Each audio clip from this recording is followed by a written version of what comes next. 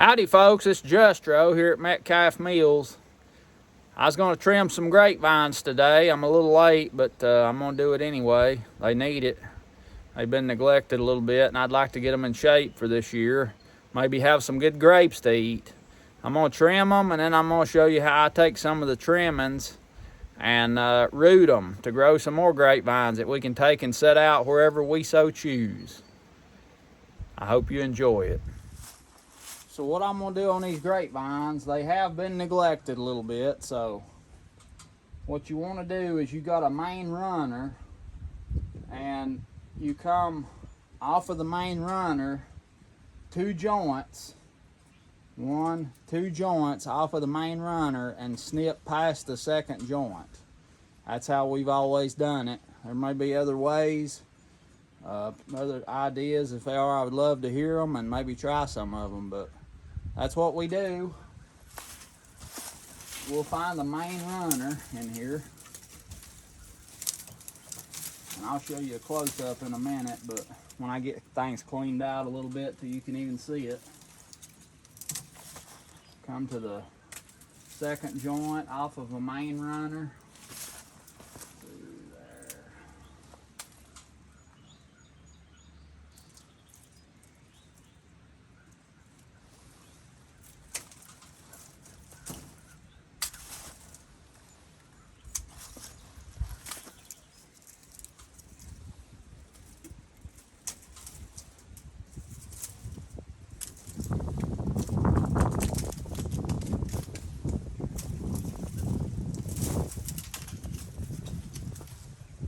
When you neglect them, they get pretty woolly, so need to try to stay up on them. And you want to trim, usually we try to do it the first part of February. Yep, I'm a little late. And it's not necessarily trimming grapevines is not better late than never. I wouldn't want to wait much longer, because if you do, when the sap starts coming up, this warmer weather we've had, the sap starts coming up and they'll bleed. They'll just drip water, drip, drip, drip. And it's not good for them, to my understanding. So don't want to make them bleed.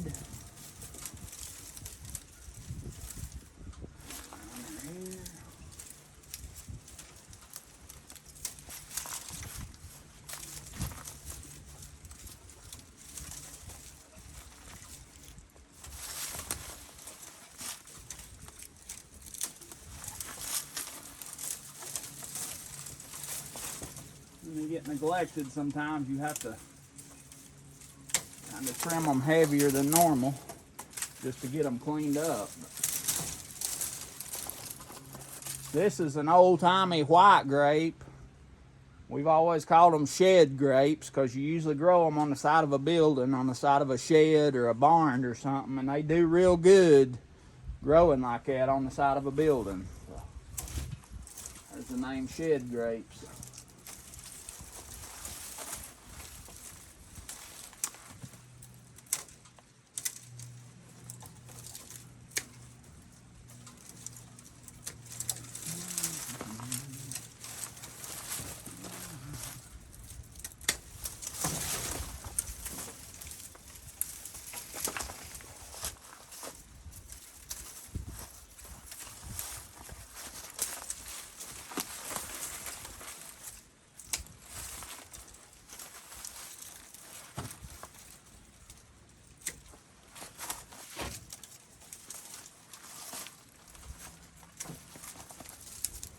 Ain't nothing better to come out here in August when these things gets ripe. Stand here and eat till you can't eat no more. But you have to be careful, because the coons or the possums, even deers if they can reach them, will come in here. You'll be watching them. They'll be getting bigger, then they'll be getting ripe. You can say, oh boy, a few more days, and then one morning you'll come out of the house and walk down through here and you'll look over here and there won't be a grape on it. That makes me kind of, I don't know how to explain how I feel when that happens, but it ain't good.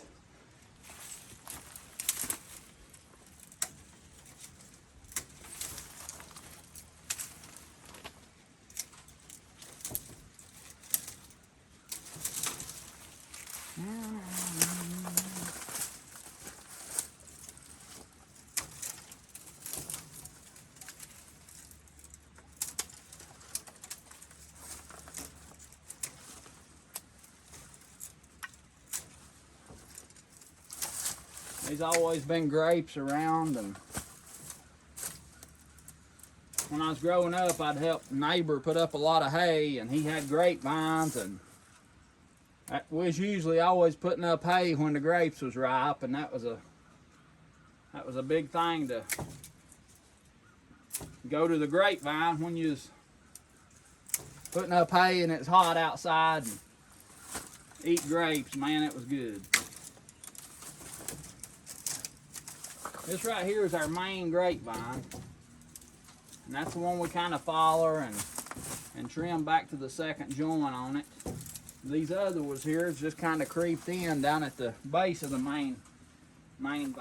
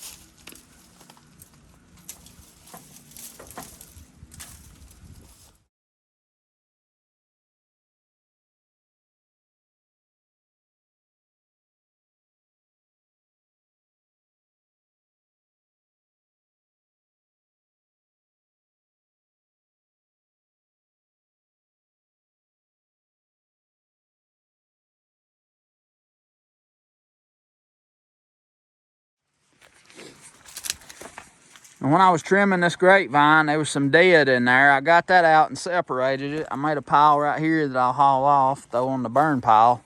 And then over here, I made a little pile of these clippings right here, and I wanted to show you. See how green that is? You can see the green in there.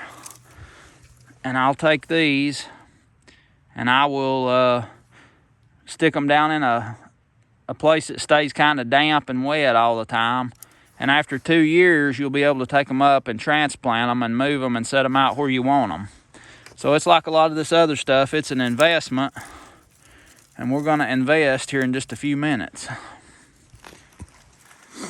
Right here on this lower side, our grapevine has fell down, and I've not really took the time to hang it back up, or this is kind of a new vine around the lower side of this building here, but I'm going to show you what I do to hold the grapevine up to where it won't damage the grapevine. I won't be able to do it with one hand, so I'll show you what I've done in a minute. So what I've done here is drove a nail in at an angle up, and on the bottom nails, I like to use a 20 penny nail for the bottom one because it holds a lot more than a 16 will. And then what I do, I just take my grapevine, find a comfortable spot for it, and I just hang the grapevine on top of that nail, which is drove in at an angle. It's angling up. It's not straight in, it angles up. And if you got to situate the whole grapevine, I advise you to just do that for now. And wherever you need them on your grapevine, it's a lot better if you just add them as the grapevine grows, but I didn't do that, so I'm going to show you here what I'm doing now. But you put the nails where it needs them, and then you come back, and I usually use a 16 penny nail. I got a 20 here because it'll hold a lot more weight. and I'll come in with a 16 penny nail and I'll drive it just above the grapevine and angle it to where the two almost touch each other. Angle it up like that, and drive it in, and then your grapevine is comfortable. It can grow and move, and it don't get stressed or scratched up, and it holds it really good. Now right here you can see we got the 16 penny nail above the grapevine, the 20 penny under it. The grapevine can't get out of there. If the wind blows it or anything, it can't get tore out, and it'll hold the grapes up. That's how we do that.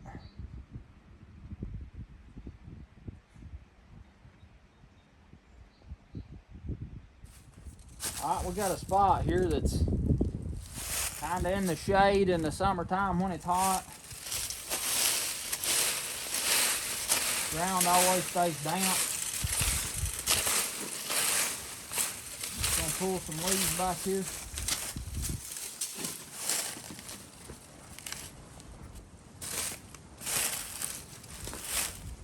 Take our grapevine clippings, stick them down in the ground there.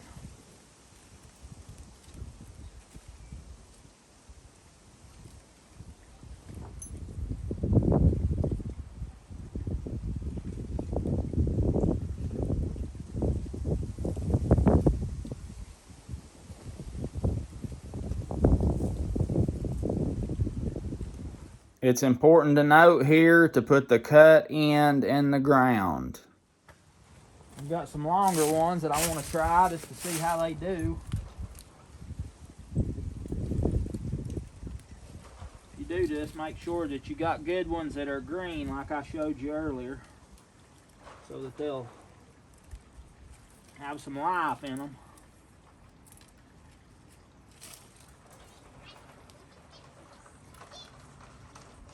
I don't know what the deal is about waiting 2 years. That's what I was told by an old timer, so it'd be nice to be able to do it the next year, but I don't know if that's possible or not.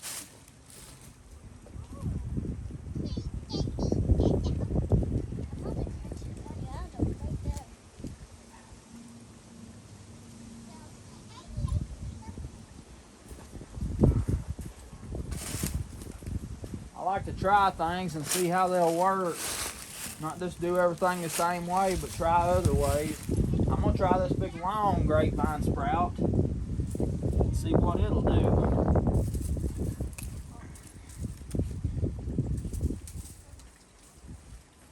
So make sure you put them in a place where they're kind of protected and nothing ain't gonna tear them up or bother them.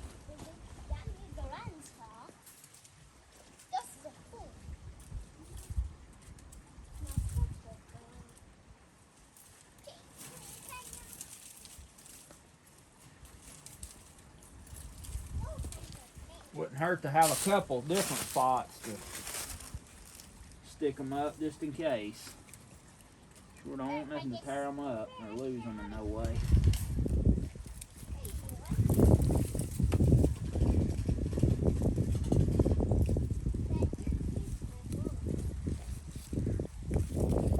Good soft ground where it's damp, they'll go way down in there.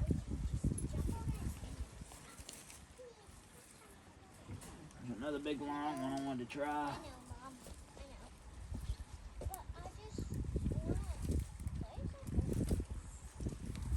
There we go. Now hopefully in a year or two we'll have some good grapevines here that we can transplant.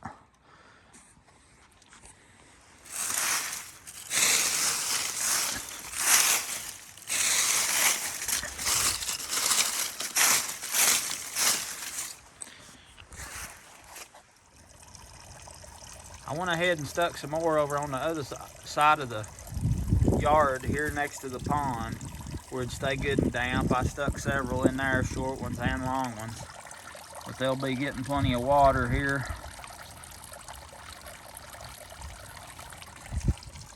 Hopefully we'll have some good grapevines to set out. Another little thing I wanted to share with you, my grandpa wouldn't say trim, he'd say crim. Crim them grapevines, crim them apple trees, crim them. That's what Paul said. All right, Shar, you helped me set out these grapevine sprouts. What do you think about grapes?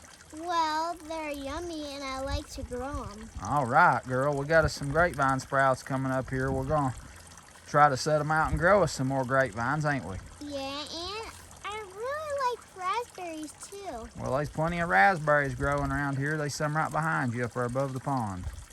So we got you covered on raspberries, and they're all around the edge of the woods over there too. Yeah.